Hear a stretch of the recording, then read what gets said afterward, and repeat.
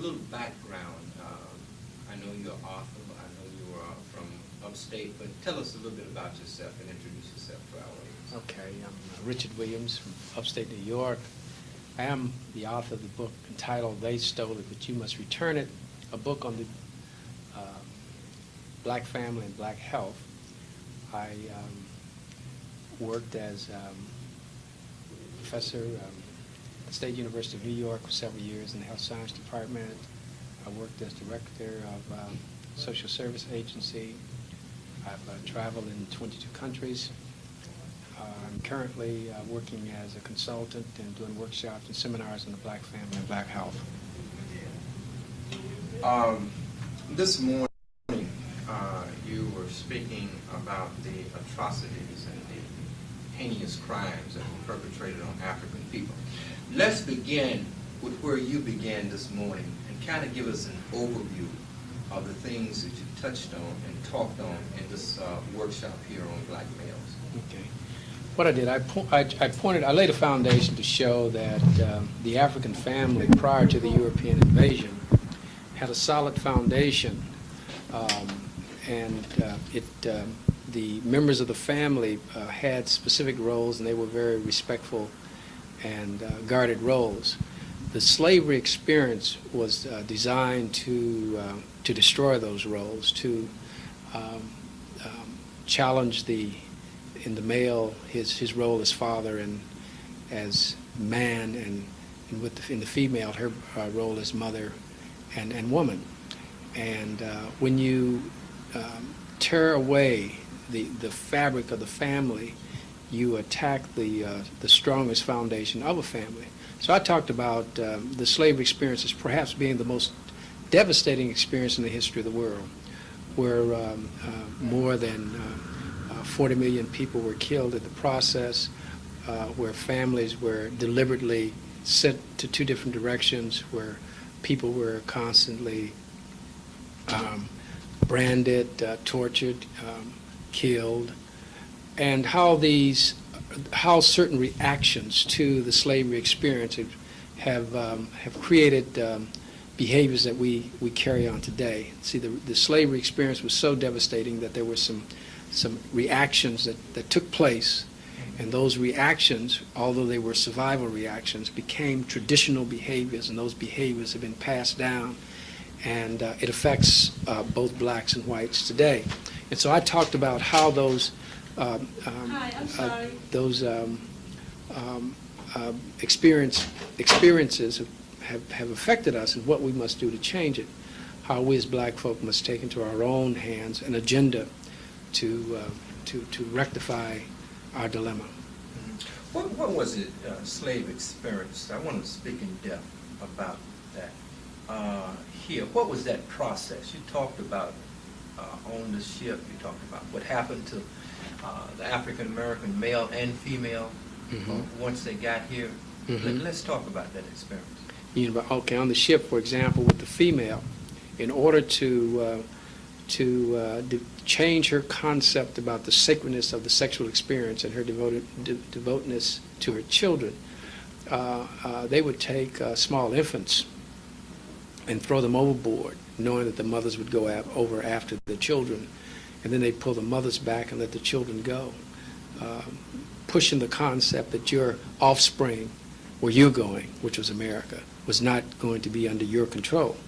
When they got to the Caribbean, which was the breaking-in period, they would bring the new slaves out, bring a pregnant lady, tie her to a tree, strip her of her clothes, cut her open, pull the fetus out, once again reinforcing the concept that your body and your offspring does not really belong to you. And the black lady was exploited terribly sexually. She had, at one point, the census indicated that the slave mothers had more than, the average slave mother had more than 10 children. And in many cases, and in most cases, the female, the woman, did not have a choice of the mate that she slept with. This was under the auspices of the slave master. So her whole, and at one point it indicated that over 500,000 babies were mixed in 1 year, meaning the slave master and the slave master's friends also exploited her sexually. And so that had a devastating effect on the sacredness of the sexual experience that the African woman experienced prior to the European invasion. And the male, of course, was dehumanized. They were trying to confuse his role as father and as man. And they did this on a consistent basis, a constant basis. And his reaction to that experience has created habits that we have today, which are not really African and which are not really healthy. So we as black males are going to have to reassess those roles that are helpful to building strong black families and carrying on the roles of men. I want to go back a moment to the breaking process. I guess that's what the slave master called it, the breaking process. You're saying that they would take a pregnant black woman as a psychological effect, tie her to a tree, cut her open, and take the fetus from her, and stomp it so that other slaves would see this and that fear would be impenetrated in their being. The African warrior was a very strong person, and the atrocities that it took to break him then I had no idea until I researched the slavery experience what had happened. And I think that this is something that America has ignored, and it's something that we all ought to look at, because we'll understand how certain things and how we think today has come about. And I think that's probably necessary, because when you are trying to project a diagnosis, a solution, you need to look properly at the source in order to properly diagnose it, if you're looking for a solution. And I think the biggest problem in America is that we have ignored the slavery experience, especially blacks, and we need to look at that. We need to look at what we were and what we can be, and how the slavery experience has affected that, and how it is affecting that today, the concepts that have been passed down as a result of the slavery experience. But it was terrible. Nothing in the history of the world matches it. Nothing. Let's talk about the breaking of the warrior. You talked about the warrior. What was the warrior like, and what happened to him? Well, the male was, he was a nurturer. He was the protector of his family. He was an educator. His responsibility was to make sure that his son learned those kinds of behaviors that were necessary for him to be a man and a father. He took on special attention to that. He had a respect for that role. That role was taken away from him. Matter of fact, the male had the whole choice of African Americans choosing who they were to marry was actually taken away from them. And that was also very important to the African, for the family themselves to have a part in choosing who the mate was. The whole American process just ripped that whole process apart. And so the experiences that our foreparents had here in America was quite different than what they had been accustomed to. And that has left a devastating effect on our psyche. And we must look at that, and we must change. We must go back to those strengths. What were some of the atrocities used to break the warrior, to destroy him? Well, they would, in the Caribbean, which was the breaking-in period, many times they would kill 2 or 3 for no reason, just to set up a tone. They had what they call the windmill, and the windmill it had razor blades in the plates. It would go around, and they would bring the African women over. They didn't have to do anything. It wasn't a punishment, and would hang them from by their hands with their legs folded under. And when they would get tired, they'd let their legs go down and it would cut their feet. Just breaking them in had nothing to do with a reaction to a negative behavior, but that was part of the breaking-in period. If a slave was determined, if they determined that they were going to hang a slave, many times they would castrate him before they hung him and place the penis in his mouth, and then let him hang there and let all the slaves see it. And there were situations in which a male who was associated with the family did a behavior or committed something that the white man didn't like. They would cut his head off and his family's head, and they would place him on the fence to have, so slaves could see it and be constantly reminded that any kind of deviation from what the slave masters wanted, this could be your fate. And this is what our children grew up seeing. This is what our foreparents as children grew up seeing day in and day out. So they were constantly under a threat of abuse, like I said, which is unmatched in the history of the world. What did this do to the psyche of the black man, woman, child, family, people? Well, like I said in the talk, there's a concept called psychosomatic. And that concept is when the trauma is too great for the conscious mind to deal with, the subconscious mind will deal with it to make the being feel a little more comfortable. And so there had to be some reactions, because if black folk had consciously looked at all of these atrocities, they all would have gone crazy. So they learned ways in which to deny, ways in which to ignore, or ways in which to feel good about themselves in a negative situation. And black folk manifest that today. We will take a negative situation, and we will support that negative situation. We will take a negative concept and we'll support a negative concept. An example is the word nigger, for example, which was a white man's word, name, thrust on us as black folk. In order for us to feel more comfortable with that word, we grab that word and we start using the word for ourselves, and we use it quite often to describe ourselves in a negative and a positive way. We even throw affectionate concepts along with that word, like women refer to their sweetheart as, well, that's my nigger. And so we learn how to take these untasteful experiences and make them palatable to us by somehow reinterpreting them. That was fine for the slave because he was in a survival situation. But for us to continue on to do that today and to continue those slave concepts is detrimental to us, and we must make a change. We must do it very soon. How much of this have carried over into black male-female relationships today? I mean, as you know, Shahrazad Ali just wrote this book, The Black Man's Guide to Understanding the Black Woman.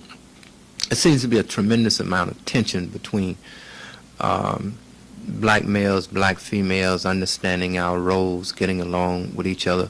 But it is my belief that underneath all of that is a slave experience, very similar to a marriage in which one party or both parties have committed adultery against the other party. They want to be together, so they don't talk about it. So up underneath that relationship, they can't be whole in the way they were when they first got married, because they have in their psyche that you have cheated, which is that whole exposure of black women to the white slave master at his will, and we haven't talked about it. What damage has that done to our psyche? How does that play out in our relationship? Yeah, well, I think it plays a negative, a very negative situation for us.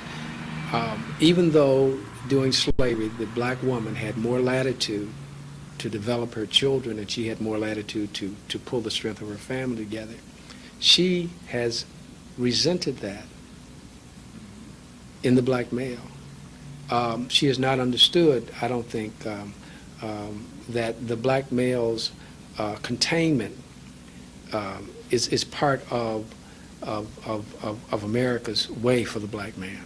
And so there is some resentment. It's sort of paradoxical, because the black male is discouraged when he tries to do things on his own. She feels more comfortable if he works for the white structure. She would rather have her husband go and work for the white structure than for him to try to go out and do a business, because she really doesn't have confidence in him as a man. And that's the sad part, because black women don't have confidence in us, and they try to discourage the kinds of entrepreneurship that black men are capable of doing and should be doing, and in those kinds of situations they need the support. But that is not a deliberate or conscious thing on the part of black women and black men. It's just that tradition reinforces that. The black woman also creates a problem for the black male in that she teaches her son the kinds of, and encourages the kinds of behaviors that's going to make him eventually an adult that she can't stand. And the kind of, well, at least the kind of characteristics she can't stand in her husband. So we're going to have to look at the way in which we look at each other. We also have to look at the way in which we communicate with each other. Black folk during slavery learned not to express hurt. And this is why, black men are never hurt. No matter what the situation is, he'll always tell you why it was cool for him to do what he did. And if you watch black men and black women, when they have a problem between each other, they usually try to express that you don't hurt me. Hey, I had it before you got here, or you're just a rabbit around here looking for a squirrel. And we learn how to, in very ritualistic ways, tell each other that we don't need each other, we don't hurt each other, you can't hurt me, which is not true. I've counseled many couples, and I find the reason why they pull away has nothing to do with their love for each other. It has something to do with the way they communicate. One wants to say you can't hurt me, and the other one wants to come back with a reaction saying you can't hurt me either. And so I think we need to learn how to really communicate and express how we feel. And that's a very difficult thing for black folk, because black folk usually don't. I'll give you an example of a scenario that could have happened on a plantation, and this will let you can associate this with things that go on today. If the slave master was to take two black guys into the shed to beat them, and he was going to give one of them 15 licks, and the other one, if he was to give 10 licks. Now, the guy that he gives 10 licks, when he comes out of the shed and he comes with his peers, he's going to say something like, man, hey, I ain't going to let the cat hit me but more than 10 times. See, right away. See, he didn't say nothing about the licks, but he's talking about how bad he is. I ain't letting the cat hit me more than 10 times. Now, the guy that comes out with the 15 licks, he's going to say something like this. Shucks, man, I could have taken 30, brother. Hey, that ain't nothing. So in all situations, even though they're negative, we learn how to say, you can't hurt me, and that's the first thing that happens in a relationship. And those kinds of behaviors, we're going to have to reassess and change, because we are for each other as black men and black women, and we need to throw off those shackles that are holding us apart. And I would like to see us do some, I like the book that you named. I understand it's an excellent book, but I haven't seen what she had to say in it. But I understand that I'm glad to know that people are looking at the relationship now between black men and black women from an Afrocentric perspective, based on the problems of the slavery experience. So that's encouraging. I, for some reason, can't get the slave experience out of my heart, out of my mind. I'm one of those people who think about it almost day and night. Maybe because I still feel it and I was born in the South, and so I saw a lot of it as a child coming up. And I know our young people are just not familiar with that experience. But some of those things that happen to us, again, I want to go back to that breaking process. There. What was, let's talk about it more. I think we need to chronicle it as much as we possibly can, so people will begin to look at what we have been through and realize that we are really some of the strongest men and women on the face of the earth via the very process that was designed to destroy us as human beings. Well, with the male, like I said, there's a God-given right for a male to be a man and a father. That's your God-given right, with your choices in that matter. That was taken away from the male. He was humiliated as a man in that he was beaten, called boy, even by small white boys, kids. He was actually called boy. He had to respond to white children as if they were above or at least as equal. When a father had a child, when he fathered a child, when the male fathered a child, he had no authority over that child. Only the authority that the slave master allowed.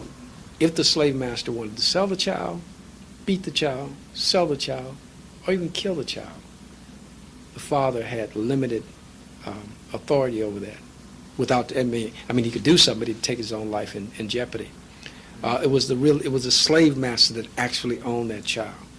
That in itself is the height of insult. It's the height of humiliation for someone to take your own flesh and blood by a God-given mandate to take that away from you and to humiliate you. So black folk could not deal with the humiliation, so they chose other ways in which to deal with it. So they ignored it. So the males became distant from the obligation of his family. Sure, he would drop the seed, but as far as the obligation and some other things, he would deal with that in a different way, because there was no other choice for him. The choices were limited. That has had a devastating effect on us, because those things were passed down. Those things were part of our traditional experience here in America. And you don't change. Tradition is a hard thing to change. There usually has to be a reason, first of all, to change. And people have not brought up the reason because we have ignored the slave experience. So you said the slave experience is on your mind every day. I think it should be on everybody's mind every day, because I think that policies are developed as a result of that. Like I was mentioning in the office there. I mean, the Jim Crow laws that lasted 100 years were developed because of the slavery experience, the effect of the slavery experience. Right here in New York State today, right here today, you and I as a black man cannot go down and adopt a white child, but a white person can go down and adopt a black child. And there are a lot of things like this that are very much a part of us. And we as black folk, we've learned to ignore those things, because to focus on them are hurting. But I think we got to focus on them. I think we are human beings. We are total human beings, and we need to make sure that people respond to us as total human beings. Some of our young people who may be viewing this program and may not understand the valiantry and the gallantry of African men, the bravery of African men, may say, well, but didn't they try to fight? I mean, how is it that they allowed this to happen to so many millions and millions and millions of Africans when there were more Africans than Europeans? So I think we need to get a perspective of a war that went on. Well, what happened was, we have to also realize this, that the Industrial Revolution took place in Europe. And France exchanged ideas with England, and England exchanged ideas with Germany. And that whole process, they were exchanging ideas. Africa was left out at that part of the process. And so they came down to exploit Africa. And so they were able to use some of that technology against us. We're talking about the Gatling gun and the gun specifically in terms of warfare. Yeah. And so Africa fought. I mean, there like I said, even here in the States, there is evidence of at least 300 major, I'm not talking about just uprisings, major uprisings. There's also evidence that the federal government helped put down some of these uprisings. So there was a fight. But when you see killings day in and day out, and when you know that if you fight, your family and your friends are going to be beheaded as a result of your fighting, after a while you try to assess it. Even though you want to do it, you try to assess it. And so having other folk involved, children and mothers involved, along with the other uprisings, along with over 50 million people killed, the male eventually began to to take a different posture. And the second generation mothers helped that, because she did not want her son killed. She had seen all of this, and so she tried to discourage any kind of innovation on the part of her son to challenge the system, because she didn't want to see him killed.